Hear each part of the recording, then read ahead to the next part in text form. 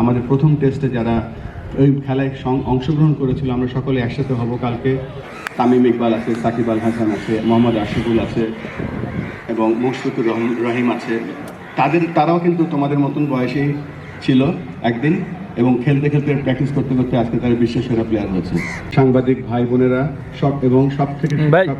সব শেষে মহিলা ক্রীড়া সংস্থার সমস্ত কর্মকর্তারা যারা আমাদেরকে এইখানে আজকে আসার এবং আপনাদের ফ্যাসিলিটি ব্যবহার করার সুযোগ দিয়েছেন, আপনাদের সকলকে সাদর সম্ভাষণ জানাচ্ছি। আসসালামু আলাইকুম। আমি প্রথমেই বলতে চাচ্ছি যে এটা আমাদের সকলের উদ্যোগ, এটা বাংলাদেশের উদ্যোগ।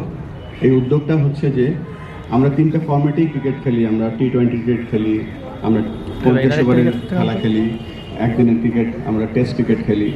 আর সব কিছুর মূলে হচ্ছে, সব ক্রিকেটের গোড়া হচ্ছে টেস্ট ক্রিকেট।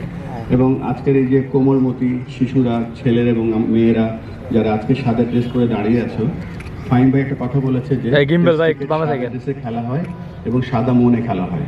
আমরা জানি যখন একটা টেস্ট ক্রিকেটার হিসেবে তৈরি হয় তখন তিনি সব ফরম্যাটে খেলতে পারেন। এবং আমরা আমাদের যে লক্ষ্য শুধুমাত্র সব ফরম্যাটে না, আমরা যেন এই টেস্ট ক্রিকেটের যে ভ্যালুসগুলো আছে এবং ক্রিকেটের যে ভ্যালুসগুলো আছে এইগুলোর মাধ্যমে আমরা শুধুমাত্র ক্রিকেটার তৈরি করব না, আমরা বাংলাদেশের ভালো নাগরিক তৈরি করব, যারা পরবর্তীতে বাংলাদেশের ক্রিকেট এবং বাংলাদেশকে সামনের দিকে এগিয়ে নিয়ে যেতে হবে। বাংলাদেশের ক্রিকেট তো একটা খেলা এবং একটা মাধ্যম, এর মাধ্যমে যেন আমরা একটা ভালো দেশ গড়তে পারি, এটাও আমাদের অন্যতম বাংলাদেশ ক্রিকেট বোর্ডের লক্ষ্য।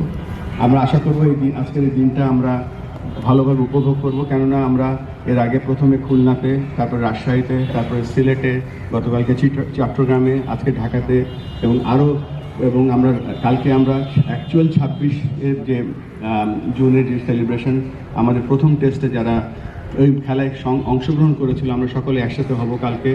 তারপরে বরিশালে এবং রংপুরে। এত কথাগুলো বলার কারণ হচ্ছে যে আমরা দেশব্যাপী এই যে আমাদের যে 26শে জুনের যে সেলিব্রেশনটা আছে, এর মাঝে আমরা একটা অ্যাওয়ারনেস তৈরি করছি এবং আমরা চেষ্টা করছি একেবারে গ্রাসরুটের ছোট্ট ছেলেটা বা ছোট্ট মেয়েটাও যেন বাংলাদেশের ক্রিকেটের অংশ হতে পারে। এবং একটা সুন্দর শুরু আমরা করলাম। আমরা পেছনে তাকাবো না, আমরা শুধু সামনের দিকে তাকাবো। আমরা আশা করব আপনারা এই টেস্ট ক্রিকেটের যে মাহাত্ম্য, ক্রিকেটের যে ভ্যালুস, এগুলো নিয়ে আমরা এগিয়ে যাব।